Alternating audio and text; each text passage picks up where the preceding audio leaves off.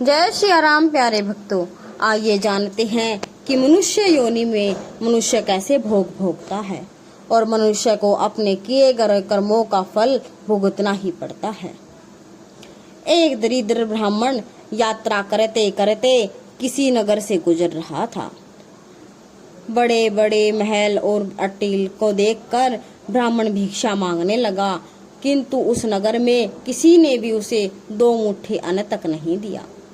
आखिर दोपहर हो गई तो ब्राह्मण दुखी होकर अपने भाग्य को कोसता हुआ जा रहा था। सोच रहा था, कैसा मेरा दुर्भाग्य है, इतने बड़े नगर में मुझे खाने के लिए 2 मुट्ठी अन्न तक नहीं मिला। रोटी बनाकर खाने के लिए 2 मुट्ठी आटा तक नहीं मिला। इतने में एक सिद्ध संत की निगाह उस ब्राह्मण पर पड़ी। उन्होंने ब्राह्मण की बड़बड़ाहट सुन ली और वे बहुत संत थे, बहुत पहुंचे हुए थे। उन्होंने कहा, हे दरिद्र ब्राह्मण, तुम मनुष्य से भिक्षा मांगो, पशु क्या जाने भिक्षा देना।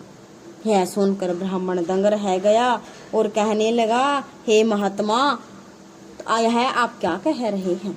बड़ी बड़ी महलों में रहने वाले मनुष्य से ही मैंने भिक्षा मांगी है। महात्मा बोले, नहीं ब्राह्मण, मनुष्य शरीर में दिखने वाले वे लोग भीतर से मनुष्य नहीं हैं। अभी भी वे पिछले जन्म के हिसाब से ही जी रहे हैं। कोई शेर की योनि से आया है तो कोई कुत्ते की योनि से आया है, कोई हिरण की योनि से आया है तो कोई गाय और भैंस की योनि से आया है। उनकी आकृति मानव शरीर की जरूर है, किंतु अभी तक उनमें मनुष्यत्व निखरा नहीं है। और जब तक मनुष्यत्व नहीं निखरता तब तक दूसरे मनुष्य की पीड़ा का पता नहीं चलता। दूसरे में भी मेरा प्रभु ही है, यह ज्ञान नहीं होता। तुमने मनुष्यों से नहीं, पशुओं से भिक्षा मांगी है। ब्राह्मण का चेहरा दुख व निराशा से भरा था।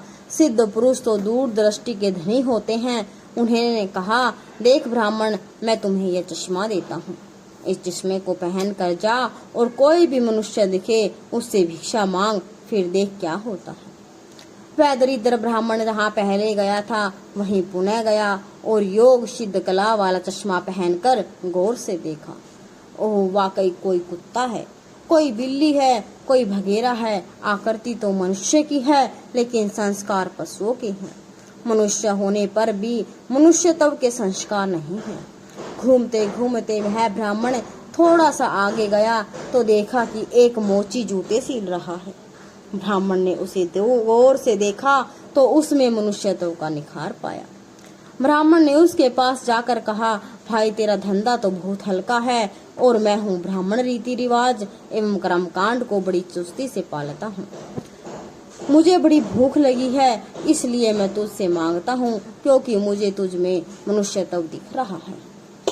उस मोची की आंखों से टप टप आंसू बरसने लगे और वह बोला, हे प्रभु, आप भूखे हैं। हे मेरे भगवान, आप भूखे हैं, इतनी देर आप कहाँ थे? कहकर मोची उठा और जूते सील कर टका आना 2 आना जो भी उसने इकट्ठे किए थे उस चिल्लर को लेकर हलवाई की दुकान पर पहुंचा और बोला, हलवाई भाई, मेरे इन भूखे भगवान की सेवा कर लो, यह चिल्लर यहाँ रखता हूँ। जो कुछ भी सब्जी, पराठे, पूरी आदि दे सकते हो वह इन्हें दे दो, मैं अभी जाता हूँ। यह कहकर मोची भागा और घर जाकर अपने हाथ से बनाई हुई एक जोड़ी जूती ले आया एवं चौराहे पर उसे बेचने के लिए खड़ा हो गया। उस राज्य का राजा जूतियों का बड़ा शौकीन था। उस दिन भी उसने कई तरह की जूतियां पहनी, किंतु किसी की बनावट उसे पसंद नहीं आई तो किसी का नाप नहीं आया। 2-5 बार प्रयत्न करने पर भी राजा को कोई पसंद नहीं आया तो राजा मंत्री से क्रुद्ध होकर बोला, अगर इस बार ढंग की जूती लाया तो जूती वाले को इनाम दूंगा और ठीक नहीं लाया तो मंत्री के बच्चे तेरी खबर ले लूंगा। देव योग से मंत्री की नजर उस मोची के रूप में खड़े असली मानव पर पड़ गई, जिसमें मानवता खिली थी, जिसकी आंखों में कुछ प्रेम के भाव थे, चित्त में दया करुणा थी। ब्राह्मण के संग का थोड़ा रंग लगा था। मंत्री ने मोची से जूती ले ली और राजा के पास ले गया। राजा को वह जूती एकदम फिट आ गई, मानो वह जूती राजा के नाप की ही बनी थी। राजा ने कहा, ऐसी जूती तो मैंने पहली बार ही पहन रहा हूँ, किस मोची ने बनाई है यह जूती? मंत्री बोला, हुजूर यह मोची बाहर ही खड़ा है। मोची को बुलाया गया। उसको देखकर राजा की भी मानवता थोड़ी खिली।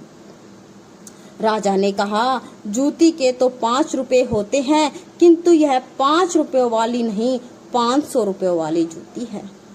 जूती बनाने वाले को 500 रुपए जूती के, 500 जूती, कुल 1000 रुपए इसको दे दो। मोची बोला, राजा जी तनिक ठहरिए, यह जूती मेरी नहीं है, जिसकी है उसे मैं अभी ले आता हूँ।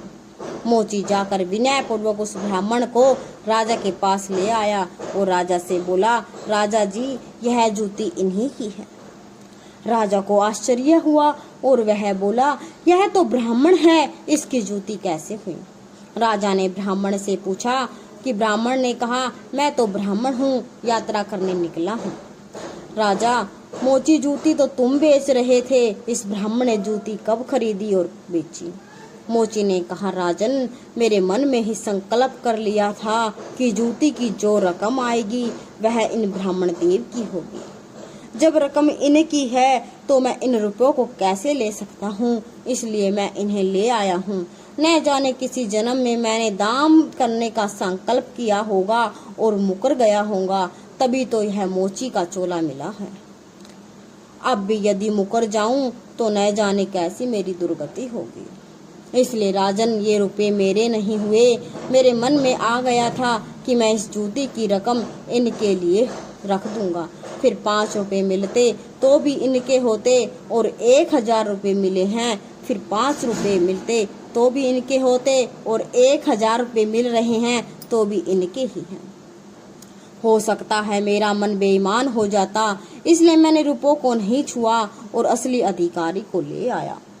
राजा आश्चर्यचकित होकर ब्राह्मण से पूछा, ब्राह्मण मोची से तुम्हारा परिचय कैसे हुआ?